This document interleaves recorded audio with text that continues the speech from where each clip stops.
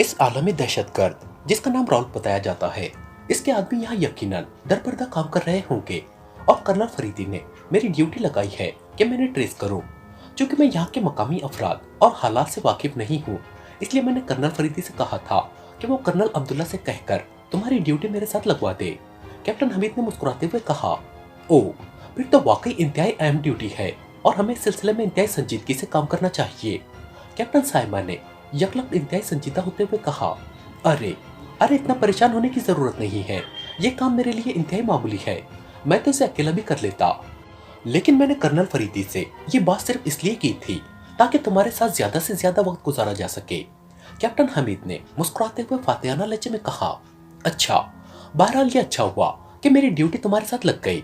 बेतकल्लुफी माँ, अब जबकि मिलकर काम करने हैं तो फिर ये आपका तकल्लुफ कब तक चल सकता है? और मैं तो वैसे भी बेतकल्लुफ सी लड़की हूँ, मुझसे ये तकल्लुफ भरे जुमले अदा नहीं किए जा सकते और तुम भी मुझे सिर्फ साइमा कह सकते हो। कैप्टन साइमा कहने की जरूरत नहीं है, कैप्टन साइमा ने बड़े बेतकल्लुफाना लहजे में कहा। इस बेतकल्लुफी का शुक्रिया, मैं भी बेतकल्लुफी का ही आदी हूँ, कैप्टन हमीद ने मुस्कुराते हुए जवाब दिया। तो साइमा भी हंस पड़ी। फिर क्या प्लानिंग की है तुमने, किस तरह उन्हें ट्रेस किया जाएगा? साइमा ने कहा, अरे इतनी भी क्या जल्दी है, अभी तो हम यहाँ इकट्ठे घूमेंगे फिरेंगे, तफरी करेंगे। कॉन्फ्रेंस के इनेकाद के एक रोज पहले इन लोगों को कान से पकड़कर कर्नल फरीदी के हवाले कर देंगे। कैप्टन हमीद ने बड़े फातिहाना लहजे में कहा, क्या उन्हें पकड़ना इतना आसान है? साइमा ने इंतहाई हैरत भरे लहजे में कहा, आसान होता तो फिर मुझे और कर्नल फरीदी को यहाँ आने की क्या जरूरत थी? कैप्टन हमीद ने मुंह बनाते हुए कहा, तो फिर तुम तो इस तरह कह रहे हो जैसे तुम्हें उनके बारे में सब कुछ मालूम है और तुम जिस वक्त चाहोगे उन्हें पकड़ लोगे। साइमा ने इंतहाई हैरत भरे लहजे में कहा, हमारी सारी जिंदगी इसी काम में गुजर गई है, ये बेचारे दहशतगर्द तो कोई हैसियत ही नहीं रखते, हमने तो बड़ी बड़ी सुपर ताकतों को अपने सामने घुटने टेकने पर मजबूर कर दिया है। कैप्टन हमीद ने मुंह बनाते हुए कहा, हाँ, मुझे कर्नल अब्दुल्ला साहब ने बताया था कि कर्नल फरीदी इन मामलात में बैनुल अक़वामी शोहरत के मालिक हैं। कैप्टन साइमा ने असबात के अंदाज में सर हिलाते हुए कहा, कर्नल फरीदी का तो सिर्फ नाम ही नाम है, असल काम तो मैं करता हूँ, लेकिन चूंकि वो मुझसे बड़े भी हैं इसलिए मैं उनका एहतराम करते हुए उन्हें क्रेडिट दे देता हूँ। कैप्टन हमीद ने मुंह बनाते हुए जवाब दिया। ओ वाकई?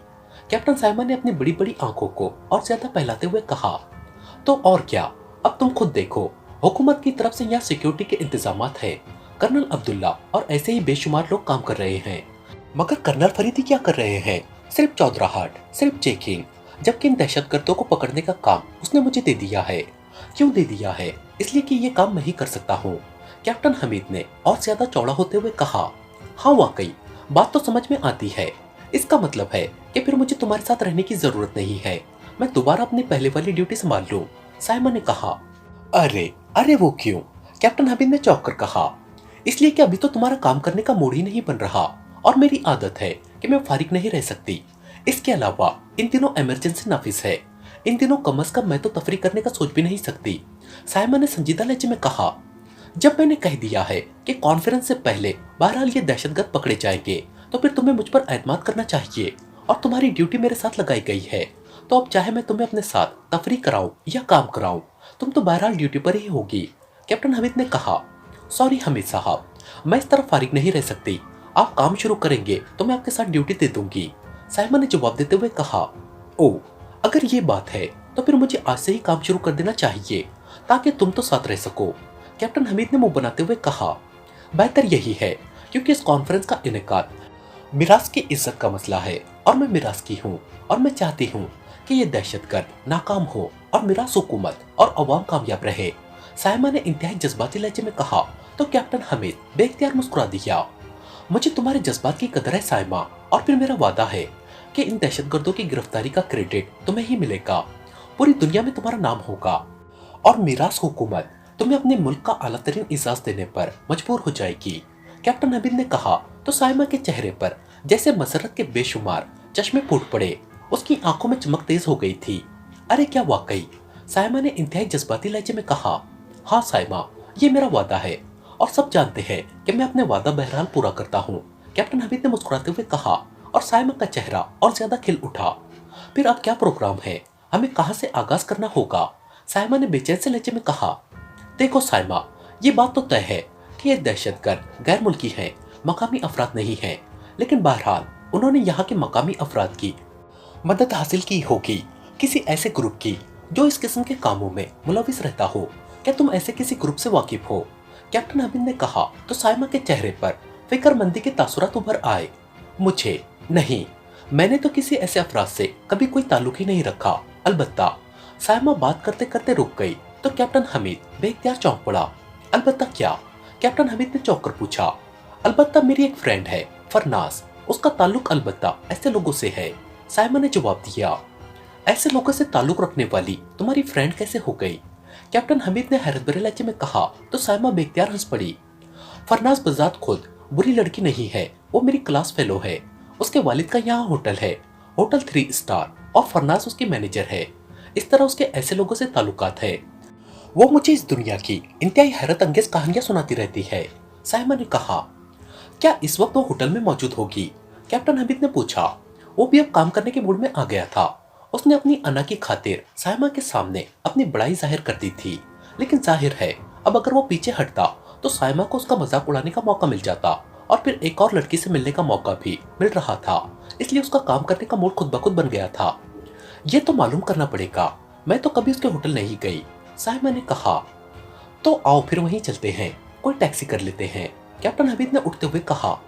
मैं कार ले आती हूँ, और होटल 3 स्टार तो मैंने देखा हुआ है, मैं अंदर जाने की बात कर रही थी, साइमा ने कहा।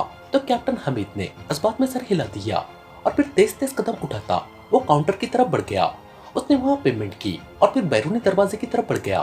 थोड़ी देर बाद उनकी कार सड़क पर दौड़ती हुई आगे बढ़ी चली जा रही थी। ड्राइविंग सीट पर साइमा थी, जबकि साइड सीट पर कैप्टन हमीद बैठा हुआ था। तुम फरनाज से क्या मालूम करना चाहते हो? साइमा ने कैप्टन हमीद से मुखातिब होकर पूछा। क्या वो शादीशुदा है? कैप्टन हमीद ने कहा। नहीं। क्यों? तुम फरनाज से क्या मालूम करना चाहते हो? साइमा ने कैप्टन हमीद से मुखातिब होकर पूछा। क्या वो शादीशुदा है? कैप्टन हमीद ने कहा। नहीं। क्यों? साइमा ने चौंक कर हैरत भरे लहजे में पूछा। तो फिर जाहिर है उससे उसके शोहर और बच्चों के बारे में तो नहीं पूछा जा सकता, कैप्टन हमीद ने जवाब दिया। तो साइमा बेख्तियार खिलखिलाकर हंस पड़ी। वो इंतहाई बेबाक और दोस्त परवर लड़की है, उसके दोस्त बेशुमार हैं, इसलिए उससे उसके दोस्तों के बारे में जरूर पूछा जा सकता है, साइमा ने हंसते हुए कहा। क्या जरूरत है पुराने दोस्तों के बारे में पूछने की? नए दोस्त जब मिलते हैं तो पुरानों को आदमी खुद ब खुद भूल जाता है, कैप्टन हमीद ने मुस्कुराते हुए जवाब दिया। तो साइमा एक बार फिर खिलखिलाकर हंस पड़ी। तो ये इरादे हैं, साइमा ने हंसते हुए कहा। फिलहाल तो कोई इरादा नहीं है, क्योंकि मुझे मालूम है कि वो चाहे परिस्तान की परी या जन्नत की हूर क्यों ना हो, तुमसे ज्यादा हसीन नहीं हो सकती, कैप्टन हमीद ने अपने मखसूस लहजे में कहा। तो साइमा बेख्तियार हंस पड़ी। कैप्टन हमीद, तुम वाकई लेडी किलर बन सकते हो, तुम इस अंदाज में तारीफ करते हो कि दिल मसरत से झूम उठता है, साइमा ने हंसते हुए कहा। अरे नहीं, मुझ जैसा आदमी लेडी किलर कैसे हो सकता है, मैं तो हुस्न शिनास हूँ और बस, कैप्टन हमीद ने कहा, और साइमा ने मुस्कुराते हुए कार को एक खुले हुए गेट के अंदर मोड़ दिया। ये 2 मंजिला इमारत थी और इस पर होटल 3 स्टार का बड़ा सा बोर्ड भी मौजूद था। एक तरफ पार्किंग बनी हुई थी। साइमा ने कार वहां ले जाकर रोक दी। वहां और भी कारें मौजूद थी, लेकिन वो सब पुरानी सी कारें थी, जबकि साइमा की कार नई थी। कार रोककर वो दोनों नीचे उतर आए। साइमा ने कार को लॉक करना शुरू कर दिया, जबकि कैप्टन हमीद ने होटल में जाने और वहां से निकलने वाले अफराद को देखना शुरू कर दिया, और इसके साथ ही उसके होंठ बेख्तियार भींच गए, क्योंकि उन लोगों को देखकर ही वो समझ गया था कि ये होटल जेर जमीन अफराद का गढ़ है। आने जाने वालों में औरतें भी थी और मर्द भी, लेकिन वो अपनी चाल ढाल, लिबास और चेहरों से ही 3rd क्लास गुंडे और बदमाश नजर आ रहे थे। आओ, कार लॉक करके साइमा ने कहा, और कैप्टन हमीद ने इस बात में सर हिला दिया, और फिर वो दोनों ही होटल के मेन गेट की तरफ बढ़ने लगे। गेट से आने जाने वाले उन दोनों को हैरत से देखते और फिर आगे बढ़ जाते। जब वो दोनों अंदर दाखिल हो गए तो साइमा ने बेख्तियार होंठ भींच लिए। उसके चेहरे पर नफरत के तासुरात उभर आए थे, क्योंकि हॉल मंशियात के धुएं और सस्ती शराब की बू से भरा हुआ था। वहां मौजूद औरतें और मर्द इस तरह ऊंचे लहजे में बातें कर रहे थे जैसे वो किसी फिल्म में काम कर रहे हों।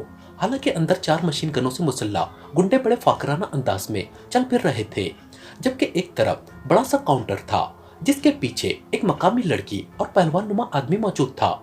ये कैसा होटल है, लाहौल वला कुव्वता, यह है फरनाज का होटल, साइमा ने हैरत भरे बल्कि किसी हद तक नफरत भरे लहजे में कहा, और कैप्टन हमीद साइमा की बात सुनकर बेख्तियार मुस्कुरा दिया। उसका रुख काउंटर की तरफ ही था। काउंटर पर मौजूद पहलवान नुमा आदमी दोनों कोहनियां काउंटर पर टेके उनकी तरफ ही देख रहा था। उसकी तेज नजरें साइमा पर जमी हुई थी और कैप्टन हमीद को उसकी नजरों में मौजूद हवस दूर से ही नुमाया तौर पर नजर आ रही थी, जबकि उसके साथ मौजूद लड़की ऑर्डर सर्व करने में मसरूफ थी। मैडम फरनाज का दफ्तर कहाँ है? कैप्टन हमीद ने काउंटर के करीब पहुंचकर उस पहलवान नुमा आदमी से मुखातिब होकर कहा। तुमने मैडम से मिलना है? पहलवान नुमा आदमी ने यकलक सीधे खड़े होते हुए कहा। उसकी आंखों में तेज चमक लहरा उठी थी और चेहरे पर मौजूद शैतानियत में इजाफा हो गया था। कैप्टन हमीद उसके तासुरात को अच्छी तरह समझ रहा था। हाँ, कैप्टन हमीद ने जवाब दिया। आओ मेरे साथ, मैं तुम्हें खुद ही उनके दफ्तर पहुंचा आता हूँ, पहलवान आदमी ने मसरत भरे लहजे में कहा और फिर तेजी से काउंटर से बाहर निकल आया। वो खासा जानदार आदमी लग रहा था। उसने जीन्स की पतलून और हाफ आस्तीन की गहरे जर्द रंग की शर्ट पहन रखी थी। सोनू, काउंटर का ख्याल रखना, मुझे कुछ देर लग जाएगी, पहलवान नुमा आदमी ने काउंटर पर मौजूद लड़की से मुखातिब होकर कहा और उस लड़की ने एक नजर साइमा को देखा और फिर होंठ भींच लिए। उसके चेहरे पर ऐसे तासुरात उभर आए थे जैसे उसे साइमा से बड़ी हमदर्दी महसूस हो रही हो। आओ मेरे पीछे, उस पहलवान नुमा आदमी ने कहा और मुड़कर तेजी से एक तरफ मौजूद राहदारी की तरफ बढ़ गया। तुम्हारा नाम क्या है? कैप्टन हमीद ने मुस्कुराते हुए पूछा। वो उस पहलवान की सारी प्लानिंग अच्छी तरह समझ गया था। पहलवान की प्लानिंग के मुताबिक वो उन्हें किसी अलहदा और खाली कमरे में ले जाता और कैप्टन हमीद को बेहोश करके वो साइमा को झपट लेता। इस किस्म के थर्ड क्लास होटलों में ऐसे लोग ऐसी वारदातें आम करते रहते थे, लेकिन शायद उस पहलवान की बदकिस्मती थी कि वो कैप्टन हमीद को आम सा नौजवान समझ रहा था। मेरा नाम पार्को है, पार्को। पूरे दारुल हुकूमत में पार्को का नाम मशहूर है, उस पहलवान ने बाजुओं को अकड़ाते हुए कहा। अच्छा, किस बात के लिए मशहूर है? क्या तुम्हें कोई खास फन आता है? कैप्टन हमीद ने मुस्कुराते हुए कहा। हाँ, ऐसा फन कि अभी तुम दोनों पार्को के फन की दाद देने पर मजबूर हो जाओगे, पार्को ने दांत निकालते हुए कहा। हमीद साहब, यह आदमी मुझे खतरनाक लग रहा है, उसी लम्हे साइमा ने सरगोशी करते हुए कहा। फिक्र मत करो साइमा, ऐसे आदमियों का जहर निकालना मुझे खूब आता है, कैप्टन हमीद ने आहिस्ता से जवाब देते हुए कहा। उसी लम्हे पार्को एक बंद दरवाजे के सामने रुक गया था, क्योंकि कैप्टन हमीद और साइमा दोनों चंद कदम पीछे रह गए थे और वो उनके करीब आने का इंतजार करने के लिए खड़ा हो गया था। जब वो दोनों करीब आए तो उसने दरवाजे को धकेल कर खोला और एक तरफ हो गया। अंदर तशरीफ ले जाए, ये विजिटर्स रूम है, मैं मादाम को इत्तला करता हूँ, वो चंद मिनट में आ जाएगी, पार्को ने मुस्कुराते हुए कहा।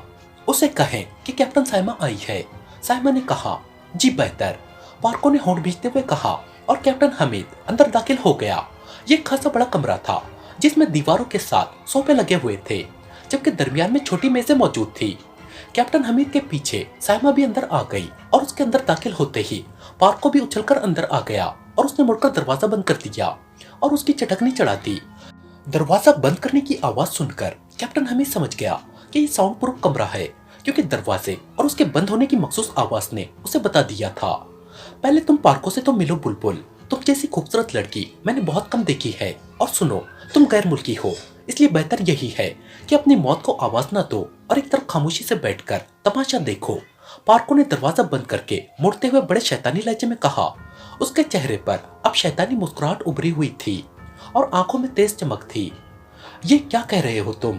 कैप्टन साइमा ने इंतहाई हैरत भरे लहजे में कहा।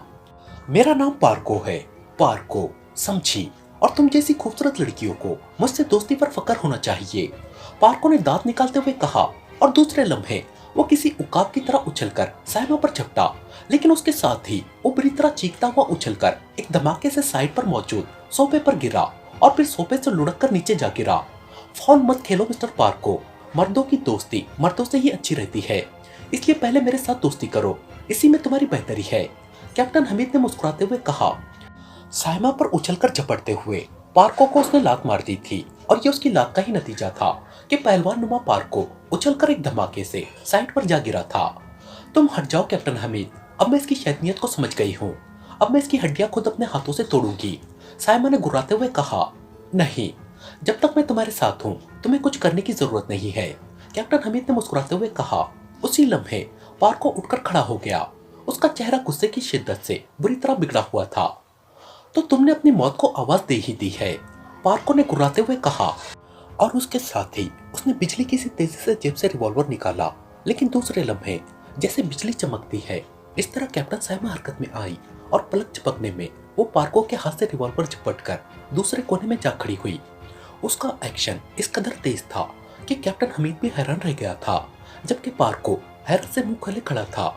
मगर दूसरे लम्हे एक धमाका हुआ और पार्को चीख मारकर उछला और फिर धड़ाम से फर्श पर जा गिरा।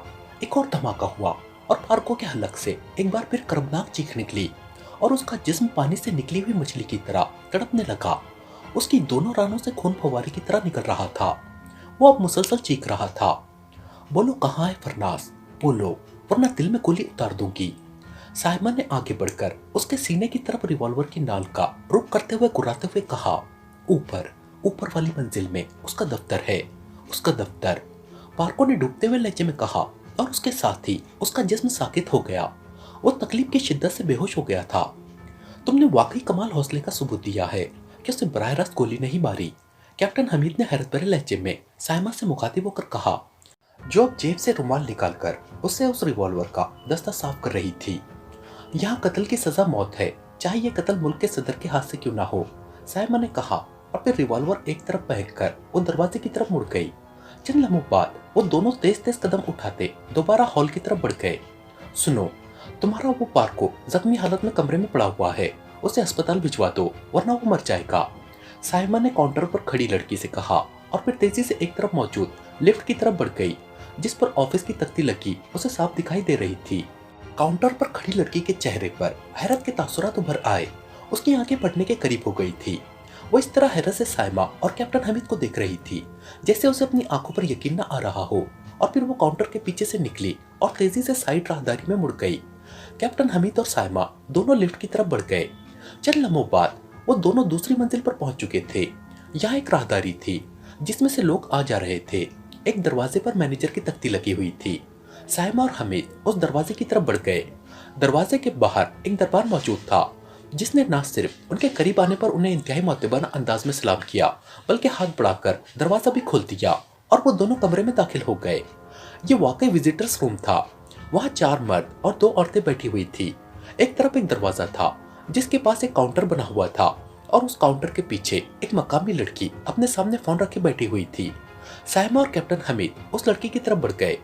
जी फरमाइए, लड़की ने उनके करीब आने पर मुअद्दबाना लहजे में कहा।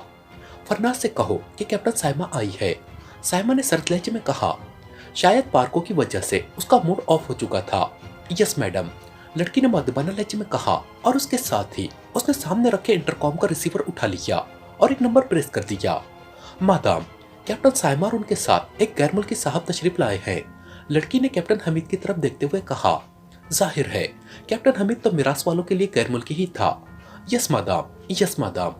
दूसरी तरफ से बात सुनकर लड़की ने बेख्तियार बौखलाए हुए लहजे में कहा और फिर रिसीवर रखकर वो बिजली की सी तेजी से उठी और दरवाजे की तरफ बढ़ गई।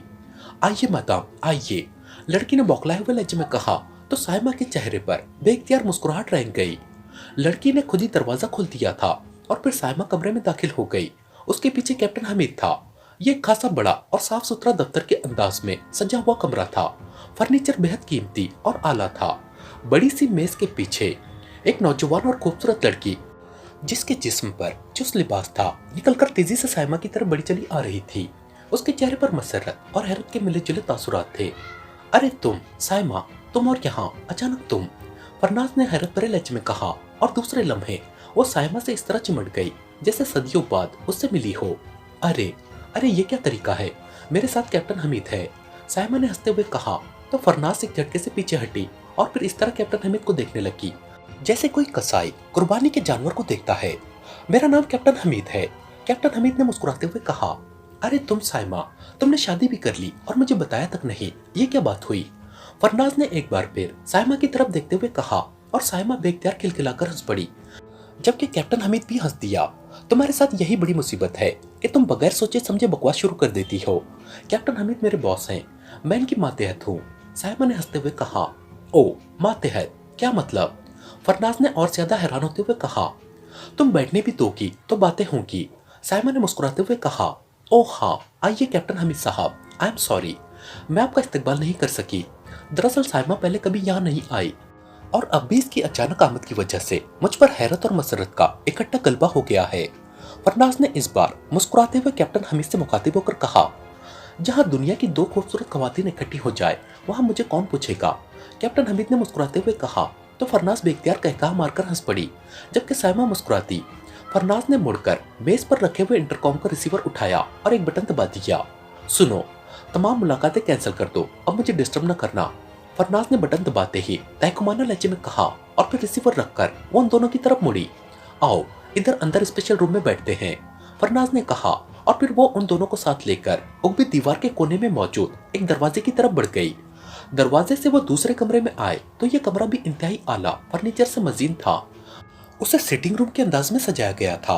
बैठे, फरनाज ने कहा और खुद एक तरफ मौजूद तिपाई पर रखे हुए फोन की तरफ बढ़ गई। उसने फोन करके कॉफी का ऑर्डर दिया और फिर रिसीवर रखकर वो साइमा के साथ सोफे पर बैठ गई, जबकि कैप्टन हमीद सामने वाले सोफे पर बैठा हुआ था। हाँ, अब तफसील से तारुफ हो जाए, फरनाज ने कैप्टन हमीद की तरफ देखते हुए कहा। ये दुनिया के मशहूर सीक्रेट एजेंट कर्नल फरीदी के असिस्टेंट कैप्टन हमीद है। इनका ताल्लुक इस्लामी काउंसिल के इदारे इस्लामी सिक्योरिटी से है। मिरास में इस्लामी ममालिक के उज़राए खारजा की कॉन्फ्रेंस आइंदा हफ्ते मुनक्किद हो रही है। उसकी सिक्योरिटी के लिए ये कर्नल फरीदी समेत आए हुए हैं। अंकल कर्नल अब्दुल्ला से कर्नल फरीदी की पुरानी दोस्ती है और यहाँ दोनों का मकसद भी एक ही है। और ये भी तुम्हें मालूम होगा कि इस कॉन्फ्रेंस को एक आलमी दहशतगर्द रॉल्फ ने तबाह करने की धमकी दे रखी है। कैप्टन हमीद साहब की ड्यूटी उस दहशतगर्द के आदमियों को सुराग लगाना है और इसी ड्यूटी के लिए मुझे उनका असिस्टेंट बनाया गया है। साइमा ने तफसील से बात करते हुए कहा। ओ तो आप है कर्नल फरीदी के साथी captain Hamid. Very glad to meet you. आपके और कर्नल फरीदी साहब के कारनामों से तो मैं वाकिफ हूँ, क्योंकि मेरा एक दोस्त एक्रीनिया की किसी खुफिया एजेंसी में काम करता है। वो भी सीक्रेट एजेंट है और मुझे चूंकि फितरी तौर पर इन मामलात में बेहद दिलचस्पी रहती है, इसलिए अक्सर उससे तफसील से बातें होती रहती हैं। एशिया में वो सिर्फ दो नाम लेता है, एक कर्नल फरीदी साहब का और एक पाकिस्तान के अली इमरान साहब का। उसने मुझे इन दोनों के बेशुमार कारनामे सुनवाए हैं। वेरी गुड, आप तो मेरे लिए एक तसव्वुराती शख्सियत की हैसियत रखते हैं, फरनाज ने इंतहाई मसरत भरे लहजे में कहा। ये तो हमारी खुशकिस्मती है मिस फरनाज के, कैप्टन हमीद ने मुस्कुराते हुए कहना शुरू किया। सिर्फ फरनाज कहें हमीद साहब, मुझे तकल्लुफ से वहशत होती है, फरनाज ने उसकी बात काटते हुए कहा और साइमा और हमीद दोनों उसकी इस बेतकल्लुफी पर बेख्तियार हंस पड़े। उसी लम्हे दरवाजा खुला और एक नौजवान ट्रॉली धकेलता हुआ अंदर दाखिल हुआ और उसने कॉफी की प्यालियां उन तीनों के सामने रखी और फिर वापस चला गया। मुझे मालूम न था कि तुम्हारा होटल इस कदर घटिया और गंदा होगा, अचानक साइमा ने फरनाज से मुखातिब होकर कहा तो फरनाज चौंक पड़ी। क्या मतलब? मैं समझी नहीं तुम्हारी बात, फरनाज ने कॉफी की प्याली उठाते हुए कहा तो साइमा ने उसे पार्कों के पास पहुंचने से लेकर उसे जख्मी करके कमरे में छोड़ने तक सारी बात बता दी। ओ, वो पार्को है ही ऐसा नादीदा। बहरहाल तुमने अच्छा किया कि उसे सबक सिखा दिया। वैसे मैं भी उसे कह दूंगी कि आइंदा वो मोहतात रहा करे। असल बात यह है कि डैडी का ताल्लुक ही ऐसे लोगों से सारी उम्र रहा है। वो खुद भी उसी तबके से ताल्लुक रखते हैं, लेकिन मेरे वालिदा इंतहाई शरीफ और खानदानी है। बस उसे डैडी की खुशकिस्मती कहो कि मेरी वालिदा को वो पसंद आ गए और मेरी वालिदा ने उनसे शादी कर ली। उसके बाद डैडी का रंग बदल गया। उन्होंने बिजनेस तो यही रखा, लेकिन अब वो खुद इस किस्म की ओछी हरकतों में नहीं पड़ते, फरनाज ने अफसोस भरे लहजे में कहा और साइमा ने इस बात में सर हिला दिया। फिर कॉफी पीने तक खामोशी तारी रही। अच्छा, अब ये बताओ कि तुम लोग मेरे पास किस सिलसिले में आए हो, मैं तुम लोगों की क्या मदद कर सकती हूँ? कॉफी पीने के बाद फरनाज ने कहा।